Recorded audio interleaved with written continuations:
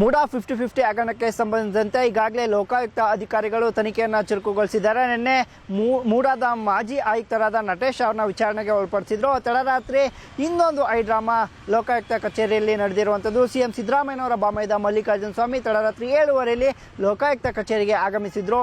ಕೆಲವು ದಾಖಲೆಗಳನ್ನ ಕೊಡಲಿಕ್ಕೆ ಬಂದಿದ್ದೇನೆ ಅನ್ನುವಂಥ ಮಾತುಗಳನ್ನ SP ಅವರು ಉದೇಶ್ ಅವರು ನ್ಯೂಸ್ 18ಗೆ ಹೇಳಿದ್ರು. ಈ ಬಗ್ಗೆ ಮಾತನಾಡಲಿಕ್ಕೆ ಸ್ವತಃ ದೂರದಾರ ಸ್ನೇಹಿತ ಕೃಷ್ಣ ಅವ್ರ ನನ್ನ ಜೊತೆ ಇದ್ದಾರೆ. ನಾನು ಮಾತಾಡ್ತೀನಿ. ಸರ್, ಏನು ದಾಖಲಾತಿಗಳು ಅಷ್ಟೊತ್ತಲ್ಲಿ ಕೊಡುವಂಥ ಅವಶ್ಯಕತೆ ಏನಿತ್ತು? ನಿಮಗೇನು ಅನಿಸಿದೆ? ಸರ್, ಅದನ್ನೇ ಈಗ ರಾತ್ರಿ ಸಮಯದಲ್ಲಿ ದಾಖಲಾತಿಗಳನ್ನು ಪಡೆಯುವಂಥ ಕೊಡುವಂತಹ ತುರ್ತು ಅಗತ್ಯ ಏನಿಲ್ಲ. ಅದು ಈಗ ತನಿಖೆ ನಡೀತಾ ಇದೆ. ಮತ್ತು ಮಾನ್ಯ ನ್ಯಾಯಾಲಯಕ್ಕೆ ಅಂತಿಮ ವರದಿ ಸಲ್ಲಿಸಿ ಇನ್ನೂ ಸಾಕಷ್ಟು ದಿನಗಳಿದೆ. ಈ ಸಮಯದಲ್ಲಿ ರಾತ್ರಿ ಸಮಯದಲ್ಲಿ ಆರೋಪಿನ ಕರೆಸ್ಕೊಳ್ಳೋವಂಥದ್ದು ಅಥವಾ ಆರೋಪಿ ಬಂದು ಬರೋವಂಥದ್ದು ಸಾಕಷ್ಟು ಅನುಮಾನಗಳು ಬರ್ತವೆ. ಹಾಗಾಗಿ ಇದರ ಬಗ್ಗೆ ನಾನು ಹಿರಿಯ ಅಧಿಕಾರಿಗಳ ಗಮನಕ್ಕೆ ಒಂದು ದೂರನ್ನು ಕೊಡೋದಕ್ಕೆ ನಿರ್ಧಾರ ಮಾಡಿದ್ದೀನಿ. ಸರ್, ಈಗ ಉದೇಶ್ ಅವರು ಮಾಹಿತಿಯನ್ನು ಕೊಟ್ಟರು. ಸರ್, ಯಾವುದೋ ವೈಯಕ್ತಿಕ ದಾಖಲೆಯನ್ನು ಈ ಹಿಂದೆ ಕೇಳಿದ್ವಿ, ವಿಚಾರಣೆಗೆ ಮೊದಲು ಆಗಿದ್ದಂಥ ಸಂದರ್ಭದಲ್ಲಿ ಕೊಟ್ಟಿರಲಿಲ್ಲ. ತಡರಾತ್ರಿ ಅವರು ಮೊಬೈಲ್ಗೂ ಸಹ ಕಳಿಸ್ಬೋದಾಗಿತ್ತು, ಕಳಿಸಿ ಅಂತ ಹೇಳಿದ್ವಿ, ಅವರೇ ಖುದ್ದು ತಂದು ಕೊಟ್ಟರು ಅನ್ನುವಂಥ ಮಾತುಗಳನ್ನ ಆಡಿದ್ರು. SP ಉದೇಶ್ ಅವರು ಮಾಹಿತಿಯನ್ನು ಹಂಚ್ಕೊಂಡಿರುವಂಥದ್ದು. ಸರ್, ಈಗ ಅವರು ವಿಚಾರಣೆ ಒಳಪಡಿಸಿ ಹಲವಾರು ದಿನಗಳಾಗಿದೆ. ಆ ಸಂದರ್ಭದಲ್ಲಿ ದಾಖಲಾತಿಗಳು ತಂದು ಕೊಡಿ ಅಂತ ಹೇಳಿದ್ರೆ ಅವರು ಆಗಲೇ ತಂದು ಕೊಡಬೇಕಿತ್ತು, ಆದರೆ ಅಥವಾ ಬೆಳಗ್ಗೆ ತಂದು ಕೊಡಬೇಕಿತ್ತು. ಸೊ ರಾತ್ರಿ ಅಥವಾ ತಂದು ಕೊಡೋವಂಥದ್ದು ಏನಿದೆ? ಸೊ ರಾತ್ರಿ 7:15 SP ಇವರು ಕಚೇರಿ ಇರ್ತಂತ ಅವ್ರಿಗೆ ಗೊತ್ತಾಯಿತು. ಹಾಗಾಗಿ SP ಅವರು ದೂರವಾಣಿ ಕರೆ ಮಾಡಿ ಕರ್ಸ್ಕೊಂಡಿದ್ದಾರೆ, ಅಥವಾ ಆರೋಪಿನ ದೂರವಾಣಿ ಕರೆ ಮಾಡಿ ಅವರು ಇರೋದನ್ನು ಖಚಿತಪಡಿಸ್ಕೊಂಡು ಬಂದಿದ್ದಾರೆ. ಇದೆಲ್ಲ ಸಾಕಷ್ಟು ಅನುಮಾನಗಳು ಬರ್ತವೆ. ಆದ್ದರಿಂದ ಇದ್ರ ಬಗ್ಗೆ ಒಂದು ವಿಚಾರಣೆ ನಡೆಯೋದು ಸೂಕ್ತ ಅಂತೇಳಿ ನನ್ನ ಒಂದು ಅಭಿಪ್ರಾಯ. ಸರ್, ಈಗ ನಟೇಶ್ ಅವರು ನಿನ್ನೆ ವಿಚಾರಣೆಗೆ ಒಳಪಟ್ಟಿದ್ದಂಥ ಸಂದರ್ಭದಲ್ಲೇ ಬರಲಿಕ್ಕೆ ಕಾರಣ ಏನು ಅಂತ, ಅವರು ಹೊರಗಡೆ ಹೊರಟಂಥ ಸಂದರ್ಭದಲ್ಲಿ ಇವ್ರು ಬರಲಿಕ್ಕೆ ಕಾರಣ ನಿಮ್ಗೇನಾದರೂ ಆ ಥರ ಅನುಮಾನ ಕಾಡ್ತಾ ಇದೆಯಾ? ಅಲ್ಲ, ಅದನ್ನೇ ಸರ್ ಹೇಳ್ತೀರಿ. ಈಗ ಅನುಮಾನ ಇದೆ, ಅದು ಯಾವ ಕಾರಣಕ್ಕೆ ಅಂತೇಳಿ ನಾವು ಹೇಳೋಕ್ಕಾಗಲ್ಲ. ಅದು ತನಿಖೆ ವಿಚಾರಣೆ ನಡೆದಾಗಲೇ ಗೊತ್ತಾಗುತ್ತೆ ಯಾವ ಕಾರಣಕ್ಕೆ ಅವ್ರು ಬಂದಿದ್ರು ಅಂತೇಳಿ. ಸೊ ಯಾವುದೇ ಕಾರಣಕ್ಕೆ ಬರಲಿ, ರಾತ್ರಿ 7:15 ಬರೋವಂಥದ್ದು ತುರ್ತು ಏನಿತ್ತು ಅನ್ನೋದು ಇಲ್ಲಿ ಸಾಕಷ್ಟು ಅನುಮಾನಗಳು ಬರ್ತವೆ. ಈ ಬಗ್ಗೆ ಏನಾದರೂ ಯಾರಿಗೆ ದೂರನ್ನು ಕೊಡುವಂಥ ಕೆಲಸ ಮಾಡ್ತೀರಿ ಸರ್? ಯಾಕೆಂದರೆ ಈಗಾಗಲೇ ನವೆಂಬರ್ 25ಕ್ಕೆ ವರದಿಯನ್ನು ಸಲ್ಲಿಸಬೇಕು ಅವರು. ಈ ಬಗ್ಗೆ ಎಲ್ಲದ್ರ ಬಗ್ಗೆ ತಾವು ಕೂಡ ಏನಾದರೂ ಕೋರ್ಟ್ಗೆ ಅಪೀಲನ್ನು ಮತ್ತೆ ಮಾಡುವಂಥ ಕೆಲಸಕ್ಕೆ ಮುಂದಾಗ್ತೀರಾ ಏನು?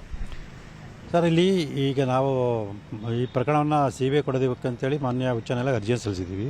ಅದಕ್ಕೆ ಪೂರಕ ಇದು ಕೂಡ ಒಂದು ಸಾಕ್ಷಿ ಆಗುತ್ತೆ. ಯಾಕೆಂದರೆ ರಾತ್ರಿ ಸಮಯದಲ್ಲಿ ಆರೋಪಿಗಳು ತನಿಖಾಧಿಕಾರಿ ಭೇಟಿ ಮಾಡ್ತಾರೆ, ತನಿಖಾಧಿಕಾರಿ ಆರೋಪಿಗಳನ್ನ ಭೇಟಿ ಮಾಡ್ತಾರೆ. ಇದು ಕೂಡ ಅನುಮಾನಗಳು ಬರೋದ್ರಿಂದ ಈ ಪ್ರಕರಣ CBI ಕೊಡೋದಕ್ಕೆ ನಮಗೆ ಇದೊಂದು ಸಾಕ್ಷಿ ಆಗುತ್ತೆ. ಇಲ್ಲಿ ಅವರು ನಾನು ಅದನ್ನೇ ಹೇಳ್ತೀನಿ, ಈಗ ದಾಖಲಾತಿಗಳ ಅಗತ್ಯ ಇದ್ದಿದ್ರೆ ಸೊ ಬೆಳಗಿನ ಸಮಯದಲ್ಲಿ ತಂದುಕೊಡಿ ಅಂತ ಹೇಳ್ಬೋದಾಗಿತ್ತು. ಸೊ ರಾತ್ರಿ ಸಮಯದಲ್ಲಿ ತಂದುಕೊಡುವಂಥದ್ದು ಅಗತ್ಯ, ತುರ್ತು ಅಗತ್ಯ ಅನ್ನೋದನ್ನು ತನಿಖಾಧಿಕಾರಿನ ಸ್ಪಷ್ಟಪಡಿಸಬೇಕು.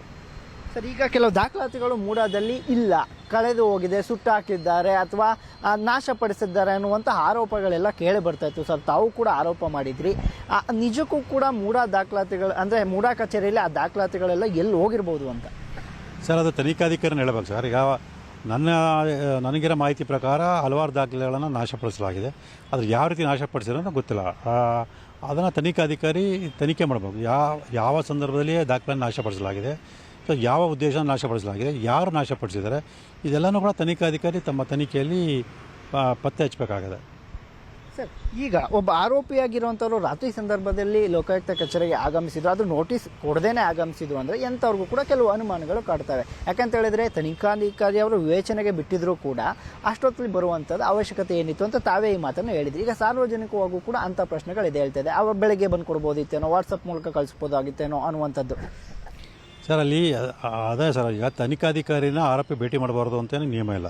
ಭೇಟಿ ಮಾಡ್ಬೋದು, ಆದರೆ ಯಾವ ಸಮಯದಲ್ಲಿ ಯಾವ ಉದ್ದೇಶ ಭೇಟಿ ಮಾಡೋದು ಇಲ್ಲಿ ನಮ್ಮ ಮುಖ್ಯ ಗಮನಿಸಬೇಕಾಗಿದೆ. ಸೊ ರಾತ್ರಿ 7:15 ಸಮಯದಲ್ಲಿ ಭೇಟಿ ಮಾಡುವಂಥ ತುರ್ತು ಏನಿತ್ತು ಅನ್ನೋದನ್ನ ಆರೋಪಿನ ಮಾಡಬೇಕಾಗುತ್ತೆ, ಮತ್ತು ತನಿಖಾಧಿಕಾರಿ ಹೇಳಬೇಕಾಗತ್ತೆ. ಮತ್ತು ನೋಟಿಸ್ ಕೊಟ್ಟು ಕರ್ಸ್ಕೊಂಡಿದ್ರ ಅಥವಾ ದೂರವಾಣಿ ಕರೆ ಮಾಡಿ ಕರ್ಸ್ಕೊಂಡಿದ್ರ, ಇದೆಲ್ಲ ಸೊ ವಿಚಾರಣೆ ನಡೆದಲ್ಲಿ ಗೊತ್ತಾಗುತ್ತೆ. ಅಂದರೆ ಯಾವ ಕಾರಣಕ್ಕಾಗಿ ಅಂತ ಅಷ್ಟೊತ್ತಲ್ಲಿ ಬಂದಿರಬಹುದು ಅಂತ ನಿಮಗೆ ವೈಯಕ್ತಿಕವಾಗಿ? ಸರ್, ಗೊತ್ತಿಲ್ಲ ಸರ್. ಈಗ ಸಿದ್ದರಾಮಯ್ಯರ ಬಾಮೈದ ಮಲ್ಲಿಕಾರ್ಜುನ ಸ್ವಾಮಿ ಅವರು ಈ ನಟೇಶ್ ವಿಚಾರಣೆ ಮಾಡೋ ಸಂದರ್ಭದಲ್ಲಿ ಯಾವ್ಯಾವ ಅಂಶಗಳು ಬಂದಿದೆ ಅನ್ನೋದ್ರ ಬಗ್ಗೆ ಚರ್ಚೆ ಮಾಡೋಕ್ಕೆ ಬಂದಿದ್ರಾ, ಅಥವಾ ಅಲ್ಲಿ ಕೆಲವು ಬದಲಾವಣೆ ಮಾಡೋಕ್ಕೆ ಬಂದಿದ್ರು, ಅಥವಾ ಬೇರೆ ಯಾವ ಕಾರಣಕ್ಕೆ ಬಂದಿರೋದು ತನಿಖಾಧಿಕಾರಿನ ಸ್ಪಷ್ಟಪಡಿಸಬೇಕು. ಅದು ಹಿರಿಯ ಅಧಿಕಾರಿಗಳು ವಿಚಾರಣೆ ಮಾಡಿದಾಗ ಸತ್ಯ ಇಚ್ಛೆ ಬರುತ್ತೆ ಅನ್ನೋದು ನನ್ನ ಅನಿಸಿಕೆ.